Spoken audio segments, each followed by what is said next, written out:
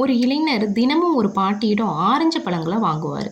பழங்களை எடை போட்டு வாங்கி பணம் கொடுத்த பின்னாடி அந்த பழங்கள்ல இருந்து ஒன்றை எடுத்து பிச்சு வாயில போட்டுவிட்டு, இந்த பழம் மிகவும் புளிப்பா இருக்கு அப்படின்னு சொல்லி அந்த பாட்டியிடம் கொடுத்து சாப்பிட சொல்லி புகார் செய்கிறாரு. உடனே பாட்டி ஒரு சுளைய வாயில போட்டுவிட்டு, இல்லையேப்பா நல்லா தானே இருக்கு அப்படின்னு சொல்றாங்க.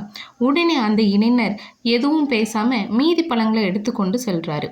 இதையெல்லாம் பார்த்து கொண்டிருந்த அவர் மனைவி அவரிடம், ஏங்க, பழங்கள் நல்லா இனிப்பாக தானே இருக்கு, ஏன் தினமும் இப்படி நல்லா இல்லைன்னு சொல்லி ட்ராமா போடுறீங்க? உடனே அந்த இளைஞர் சிரித்துக்கொண்டே மனைவியிடம், அந்த பாட்டி நல்ல இனிப்பான பழங்களை தான் விற்கிறாங்க, ஆனாலும் தனக்குன்னு ஒரு பழத்தை கூட சாப்பிட்ருக்க மாட்டாங்க. நான் இப்படி குறை கூறி கொடுப்பதால தினம் அவங்க காசில் பின்றி ஒரு பழத்தை சாப்பிட்றாங்க இல்லையா?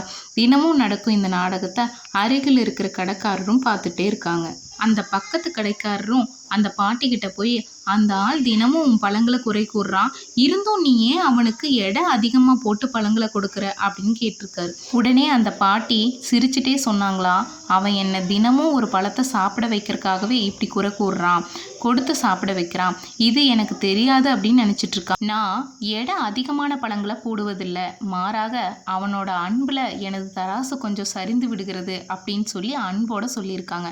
இப்படிப்பட்ட சின்ன சின்ன அன்பில் தான் ஜீவன் இன்னும் இருக்குது. அன்பை விதையுங்க, அதையே அறுவடை செய்வீங்க.